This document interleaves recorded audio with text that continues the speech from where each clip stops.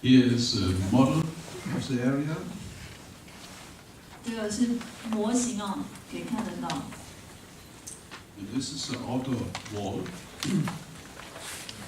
这是那个像这个停车场这个边，刚刚我们看到在西边，就是在你们左手边这一块。And this is part of the inner courtyard. 就是这个中央庭院的部分啊。The interesting point is that here, or also for the first time, the sale of unoccupied housing has been used as an additional income, in fact, to subsidize the social housing units, because in this area a lot of special technologies are included, energy systems, recycling water system and so on, to save the environment. And of course these investments are higher than the normal investments. These additional or higher investments have been financed by the sale of the unoccupied units. And in this way it was possible to realize for the whole area a higher quality than normally in the framework of social housing would be possible. 那这个案子有另外一个特点，就是说，因为它是在近期建造的，所以其实环境的议题啊，其实非常重要。所以这个案子当中已经有采用，例如说，他刚刚讲的这个资源水循环，或者是这个雨水回收，然后这个能源的这个部分呢，都有考量进去。那当然，相对的在造价上就提高了。那正因为它有这个，我们刚刚看到150个单元这个高单价这个自有房的这个出售呢，可以把这个部分的收入呢，其实在等于说来平衡这个部分的这个支出。Here you see the buildings of the former waterworks, and these buildings now are used for small enterprise and for a restaurant. And in the back you see the former water tower. It's now a tower you can climb up to have a view of the whole area. 这张照片就是这个是老的房子，他们没有拆掉啊，就是原本这个水厂这个厂房，那现在已经转为，就是说这个餐厅里面有餐厅，小的这个 museum 小的博物馆，然后还有一些咖啡厅。And here are all the tenant gardens. 这张就是我们刚刚提到，就是说内部的这个花园啊，公园的部分，花园。This project means a turn in thinking about urban housing. No longer the standard, but in fact the specialized, addressing special groups, special, in fact, minorities. And this approach has been continued in a much bigger project that is the reconstruction of the Eastern Docklands in Amsterdam. And on this photo you can see how the Eastern Docklands looked like about 20 years ago. It's an area with 5,600 units. 50% are realized in the framework of social housing, and 50% is private housing. So also here the idea to integrate the different social classes, but to integrate them in a way that people harmonize from the, let's say, behavior, from the value system, and in this way accept each other. 前面这个水厂改建住宅计划的这个成功呢，在这个荷兰，尤其阿姆斯特丹造成更大的这个回响。那接下来他要讲的这个案子是阿姆斯特丹旧的东码头区的更新计划。这个案子我觉得很有学习的这个。Here you see the map of the area. So we have to make with those peninsulas, and for each peninsula, one architect was asked to make a master plan. So we have, in fact, three different approaches to realize this such a project. Each architect has to fulfill the same conditions. That means they have to realize 100 units per hectare, and they have to realize 50% social housing, 50% private housing.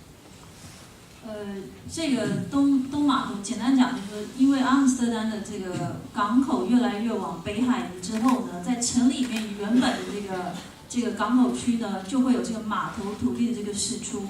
然后这个案子基本上是立足在这样的一个条件之下，它总共有3个码头区。那这个三个码头呢，邀请了3个建筑师。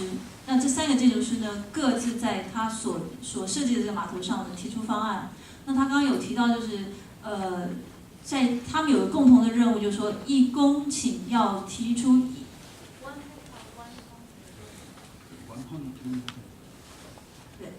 一个公顷就要100个单元的这个住户，然后这个50%是要社会住宅，50%是可以是出售住宅。In fact, it became a challenge and a competition between designers how to realize these aims, and I will show you some photos how they did it. 然后这个案子当然对这个建筑师来讲是非常有挑战性，因为他们要去达成我们刚刚前讲的，就是说同时让这个50%的社会住宅跟50%的这个高价的这个出售住宅能够在这样的一个方案当中同时实践。Here those big blocks oriented to the water. 从这个给一些比较大的这个接坡，这个航拍图。Another approach with those big units. 比较大的大的一个那个单元。Or here. And the interesting point is you barely can see what is social housing and what is private housing in this project. 大家可以看得出来，就对我们来讲几乎无法想象，就是我第一次看我都吓到，就已经看不出来什么是高单价跟社会住宅，就其实就融合在一起了。Terraced houses and combined with those big blocks. 就是这个是2种形式，一个是大的这个集合住宅，跟前面就是这个单体的街屋啊。So courtyards. 里院内院。The blocks. And yeah, here you can see these are very rich houses designed individually by an architect, by one architect. These are the real high, the most expensive units in the whole area. 那这个大家可以看得到，几乎就是以这个原本阿姆斯特丹运河边的这个城市的这个别墅啊来设计的，每一栋都是单由一个建筑师来设计，也在这一区当中。Can we ask just how much for per unit? These units are sold in, yeah, it's already 10 years ago. They are sold in that period for 700,000 euro per unit. 其实3000多万。About 50 million. 3000。About 50 million NT dollar. It's 700,000. OK. 然后它这一户是4层楼，所以我记得是在说4000万台币，在台湾根本不可能。But you must understand, for Dutch conditions, these are extraordinary expensive houses, because in general the housing, the price level of houses in Holland is much lower than in Taipei. 他就讲啊，他说这个4-5千万的房子，就是在阿姆斯特丹这样的市中心，已经是非常非常有钱人了，已经是非常高单价的产品了。因为他知道台湾的情况嘛，所以他就讲了，他说这个相对在台湾来讲，几乎是中间吧。如果你买在台北市，差不多这价钱，可能30平吧，人家这可能有快要100平。It's also the point, again, to emphasize, also this project, a huge project, became a big success. In the meantime, the prices of these houses increased already fundamentally. With other words, the integration of low-income groups, of social housing and private housing, even private housing for high-income groups, was a success even in those projects, even in these dimensions. And many people say it's not possible.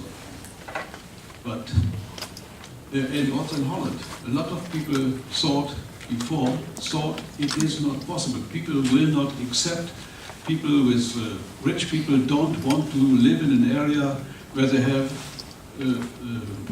the tenants of social housing as their neighbors. But it seems to be, when it's realized in a smart way, with a good design, that it is possible. And even people really like it, and it generates a new identity for the people in this area. 他就讲啊，就说初期要推这样的案子，因为这个范围更大，他刚调有5600的单元嘛，前面那个水厂才600的单元，所以这是一个非常非常大的一个案子，就连荷兰人一开始也觉得说不可能，但是在这些经验当中，就说设计啊的品质成为一个非常非常重要的元素，针对这样的案子能够成功的一个元素，就是它的设计的挑战的多样性，跟我们刚刚看到。没有怎么去在设计上融合这个高价就是高收入的人啊，跟中低收入的人，他们在空间使用上还不会产生这个区隔跟这个冲突。那这个另外一个当然也可能是在欧洲人整个发展的过程当中，等于说他制造了一个新的叫做等于说新的这个自我的认定价值，就说现在很多有钱人他都想要搬，因为现在可能已经又这个价钱又升高了。有钱人住在这地方，他认为他是在等于说他是在为这个整个社会推广这个责任尽到了一份责任，所以提出了一个新的一个价值观嘛。Now I have an in-between question to Charles. How long we may go on, because we are running out of time.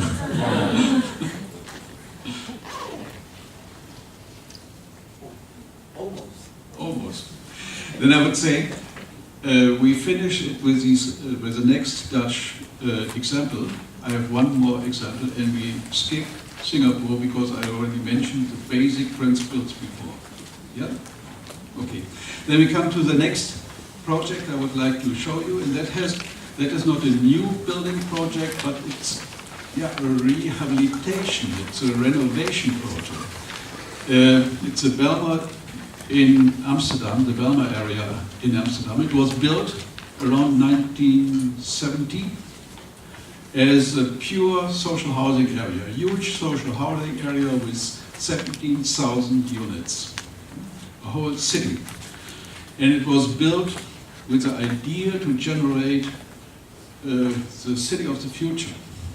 But very soon this area came into trouble because of this concentration of poor people, unemployed people, foreign people, immigrants, and so on. So a lot of different groups, and all these groups have one common characteristics: they have problems. And to combine all these problem people together generated a huge problem with vandalism, with criminality, and so on. So it became really a very bad area, although the houses itself were not so bad. But this concentration of all the problem people generated a very bad housing and living condition. Since almost 10 years, this area becomes rehabilitated, renovated.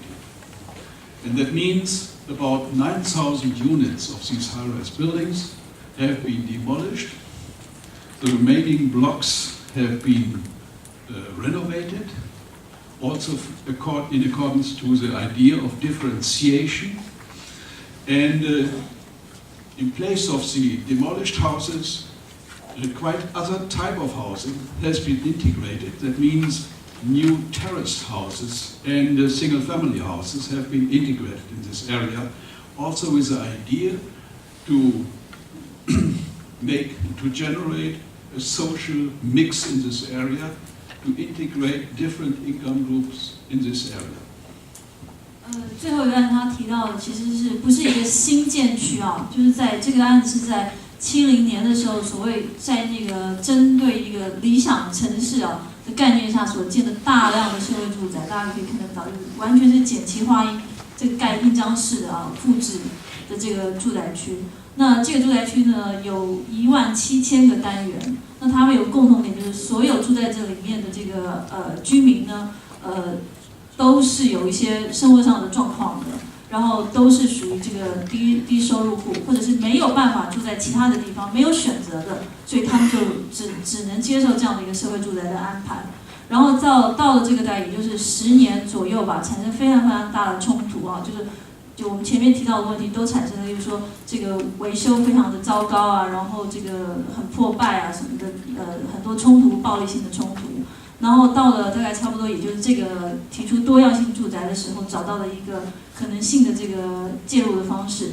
所以呢，在这个大概也是80年、90的时候呢，大概就开始拆掉了一些这个街廓内的这个房子，有9000个单元左右呢都被拆掉了。然后在旧有的街廓上呢，重新再做这个更新跟这个多样性的这个其他的这个住宅这个形式啊的这个设计跟置入。Here, a photo how the area looked like short after it was produced. 大家可以看到这个典型啊，就是才没有盖多久，就这样的一个情境了嘛。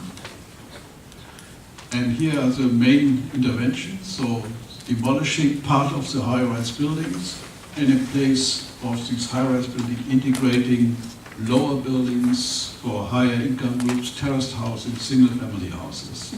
所以左上边这个图可以看到红色的部分是拆掉的部分，那右边这个绿色的部分呢，就是又加了几种不同的建筑形态啊，建筑的居住模式。然后呢，下面可以看到这个2张照片。Here's a new overall concept, a new master plan with differentiated housing in different situations. 这个可以更看得清楚了嘛？有这个不同的房子的形态都在这整个区当中。With terraced houses in front and in the back the high-rise buildings. 就是说这是单一的有3层楼的这个楼房。Sometimes very sophisticated designs for these terraced houses. 新的设计。Also important, this design important to change the image from the idea there are only problem people in poor area to architectural demanding projects. 提到就是说这一区其实在建完之后是一个就是 no go 闲人勿近的这个区域。那当然透过这个重新的这个翻新更新啊，跟设计上的这个提升呢，也重新去改变这个拜尔密尔这一区的这个整体印象。And the high-rise buildings became renovated. 就是说这个部分是原本的这个高楼层的集合住宅也做了翻新。Here another part, another renovation project. Interesting here is also the ground floor and the first floor and the second floor. In this case are used for small enterprise, offices and so on. In this way also the integration of other functions and only housing, to break also this pure housing idea. 那以前呢，除了这个建筑形式单调之外呢，有另外它只有住的这个功能，所以等于说就可以想象，就是说其实没有其他的商业活动嘛。然后在这个更新当中呢，它也开始采用，就是说在1楼的部分呢，转成小型店铺。可以出租给小的这个商家，或者是小的这个小的画廊啊，或什么的，就是把一些比较多样性的这个活动呢，也可以开始带入到这个住宅区来。I will not explain all the detailed interventions, but one last comment: this project is still under construction size, but what happened until now also surprised everybody. In the beginning, people thought you can't sell there terraced houses or single-family houses in an area that is well known for its criminality. So all the people who can afford a house will not buy a house. The interesting point was when people saw it, saw the design, the quality of the spaces, suddenly these houses were sold. And also an interesting point, many of the residents of these high-rise buildings, former tenants, suddenly were able and wanted to buy a terraced house, in fact to make what we call housing career, to upgrade their housing situation, but they wanted to stay in the same area. They wanted to stay because their friends are there, so they bought houses in this area. Also this an indicator that this idea of differentiated housing, a mix of social housing and unoccupied housing, low-income groups, middle-income groups, and even higher-income groups can work when we realize, when we really take or spend attention to the quality of space, to the quality of living, and to the conditions of social integration. 总体来讲啊，设计还是一个很主要的因素。就是说，当这个案子在这个，因为现在这个案子还在发展，因为它的规模非常的大嘛。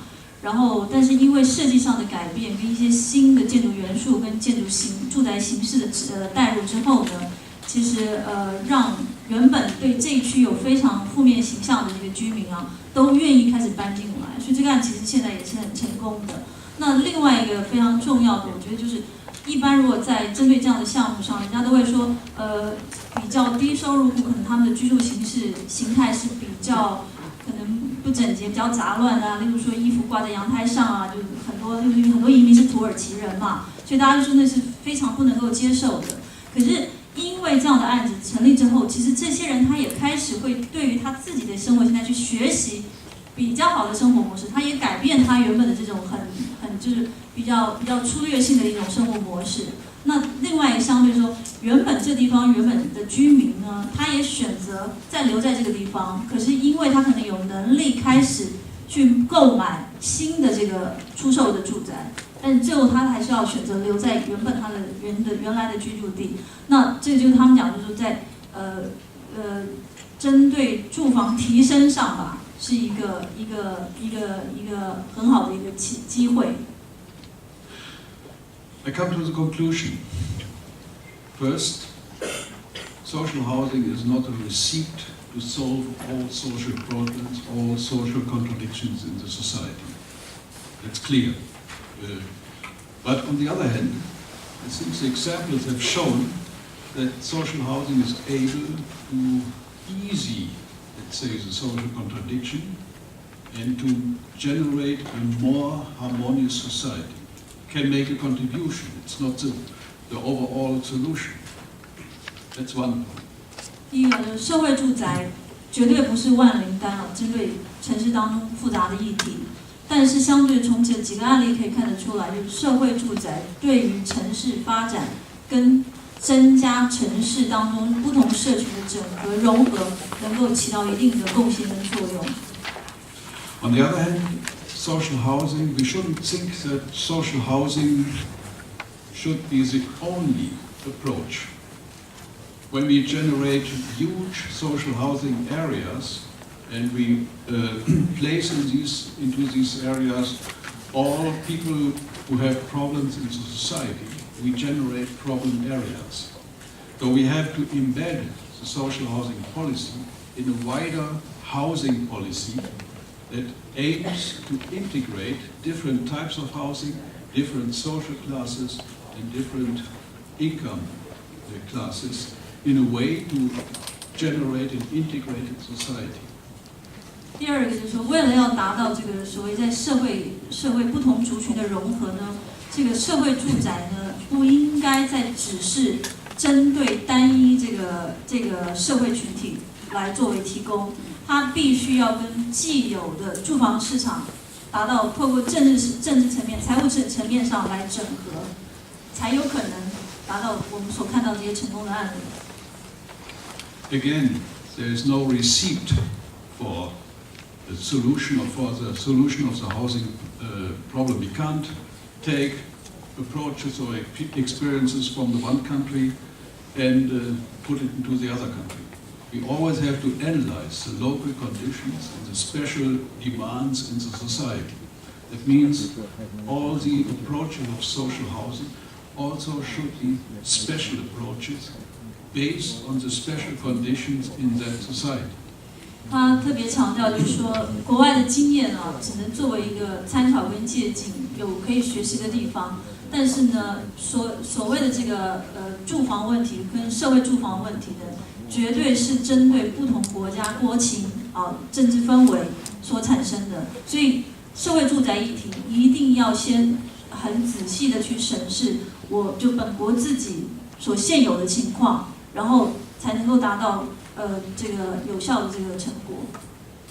In this framework, we have to solve a lot of problems, a lot of challenges, the financial challenges, challenges of affordability and accessibility.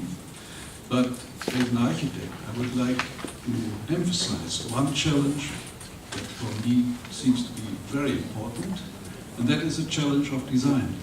To find a design solution that makes the integration acceptable and even wishful for people. That's a real challenge and demands a new thinking in architectural design.